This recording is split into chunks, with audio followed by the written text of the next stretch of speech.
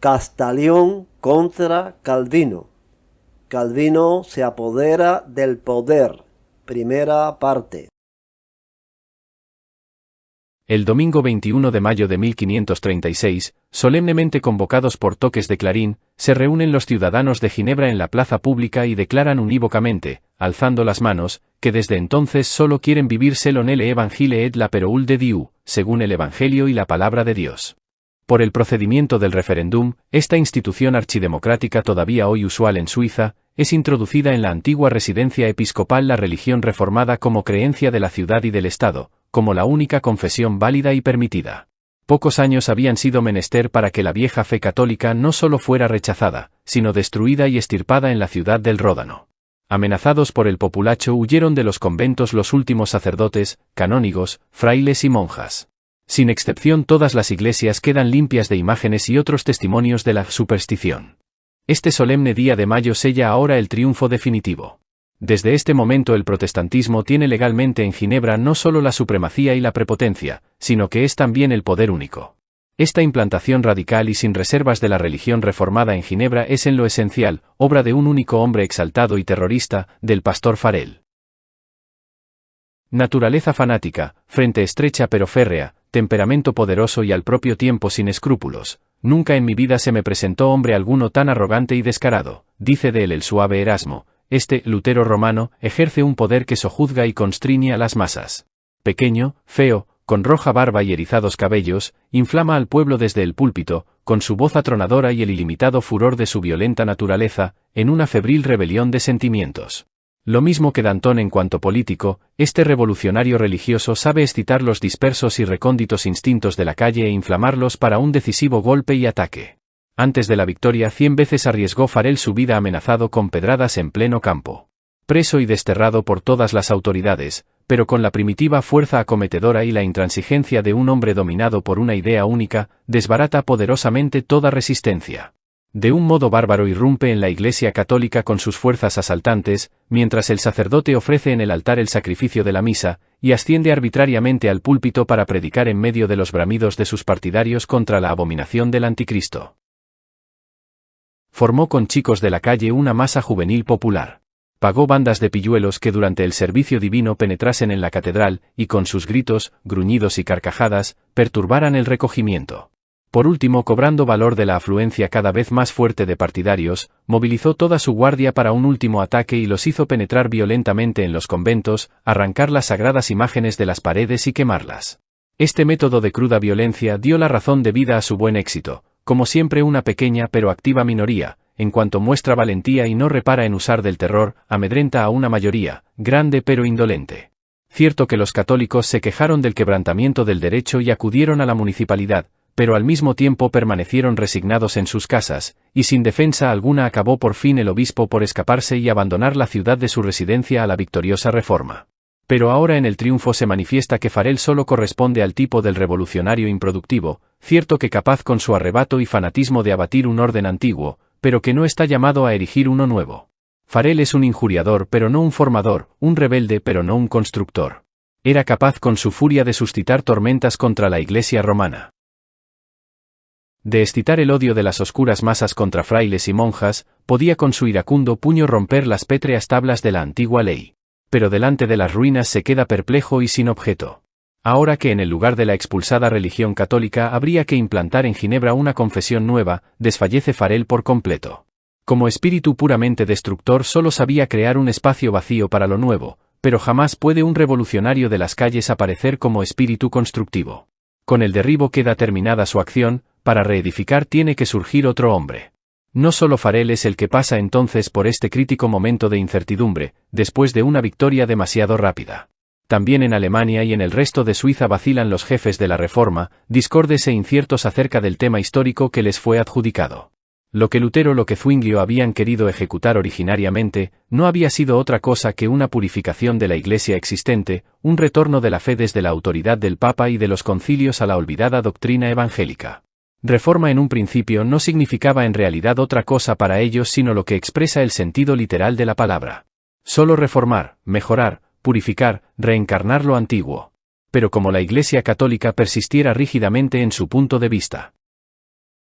y no se encontrara dispuesta a ninguna concesión, se les acrecentó insospechadamente la tarea hasta tener que realizar la religión exigida por ellos fuera de la Iglesia católica, en lugar de hacerlo dentro de ella. Y al instante al pasar de la destrucción a la producción se divorcian sus espíritus. Naturalmente que nada habría sido tan lógico como el que los revolucionarios religiosos, Lutero, Zwinglio y los otros teólogos de la Reforma, se hubieran unido fraternalmente para una unitaria forma de fe y práctica de la nueva Iglesia. Pero, ¿se consigue alguna vez establecer lo lógico y lo natural en el terreno de la historia?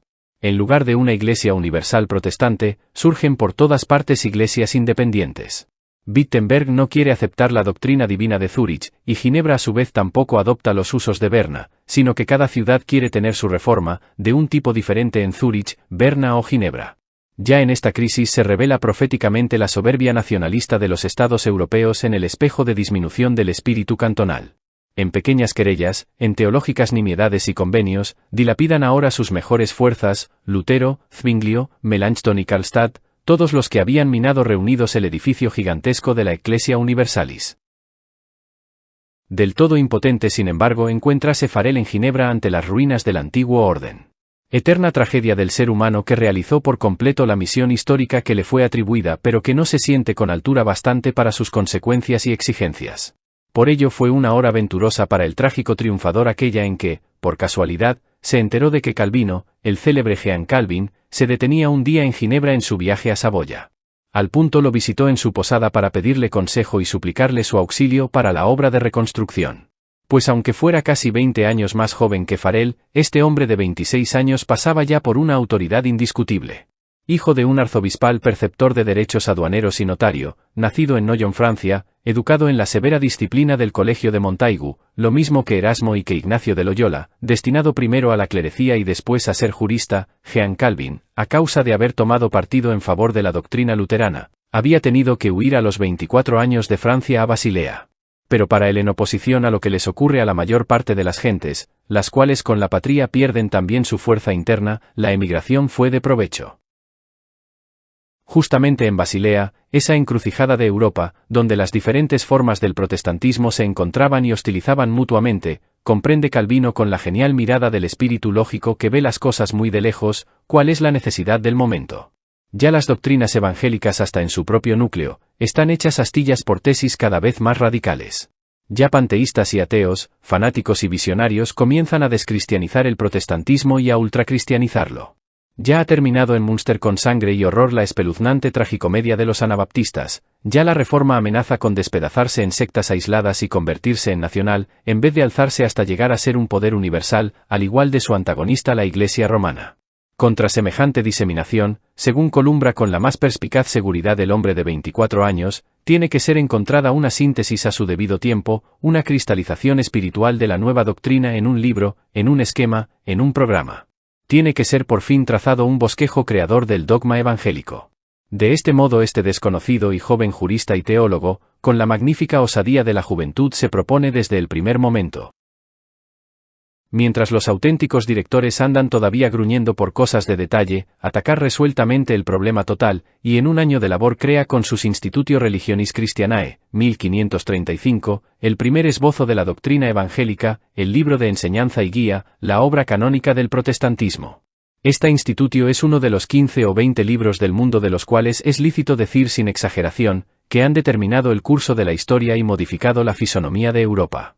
Obra la más importante de la Reforma después de la traducción de la Biblia de Lutero, este libro ejerció desde el primer momento influencia decisiva sobre los contemporáneos, por su lógica inflexibilidad, su constructiva energía. Un movimiento espiritual necesita siempre un hombre de genio que lo comience y un hombre de genio que lo termine. Lutero el inspirador puso en marcha a la Reforma. Calvino el organizador la detuvo antes de que se quebrara en 1000 sectas. En cierto sentido la Institutio vino a terminar del todo la revolución religiosa, lo mismo que el Código de Napoleón la francesa. Ambas al trazar la raya final realizan su suma. Ambas le quitan a un movimiento torrencial y más que torrencial, el ardiente fluir de su principio para imprimirle la forma de la ley y de la estabilidad. Con ello de la arbitrariedad ha brotado el dogma. De la libertad la dictadura. De la agitación anímica una severa norma espiritual. A la verdad, como toda revolución que se detiene, también esta revolución religiosa pierde en su grado postrero, algo de su dinámica originaria. Pero como potencia terrena espiritualmente unida, álzase desde ahora frente a la Iglesia católica una Iglesia protestante. Es propio de la fuerza de Calvino el que jamás haya suavizado o modificado la rigidez de sus fórmulas primeras. Todas las sucesivas ediciones de su obra significan en adelante una ampliación, pero en modo alguno una corrección de sus decisivas declaraciones primeras. A los 26 años de edad, antes de toda experiencia de la vida, de modo análogo a un Marx o a un Schopenhauer, ha meditado ya lógicamente y hasta sus últimas consecuencias su concepto del universo, y todos los años sucesivos solo han de servir para trasplantar al ámbito de la realidad sus ideas organizadoras. Ninguna palabra esencial será modificada ya en su obra, y en primer lugar nada será modificado ya en su persona. No retrocederá ni un solo paso, ni dará uno único al encuentro de nadie. Con tal hombre solo cabe despedazarlo o ser despedazado por él. Es vano todo sentimiento intermedio en su favor o en su contra. No hay elección posible. O negarlo o someterse a él por completo. Ya en un primer encuentro, ya en una primera conversación, advirtió al punto Farel todo esto, y en ello hay grandeza humana. Y aunque fuera 20 años mayor, ya desde aquella hora sometióse por completo a Calvino. Reconociólo como su guía y su maestro, convirtióse desde este instante en su fámulo espiritual, en su súbdito, en su esclavo. Jamás en los 30 años siguientes osará pronunciar Farel ni una sola palabra de contradicción.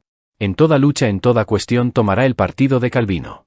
Se precipitará presuroso ante cualquier llamamiento suyo de donde quiera que llegue, para combatir a su favor y bajo sus órdenes. Como primero presenta Farel el modelo de aquella obediencia que no pregunta nada, anticrítica, de entrega de sí mismo, que Calvino el fanático de la subordinación exige de cada ser humano como su deber supremo.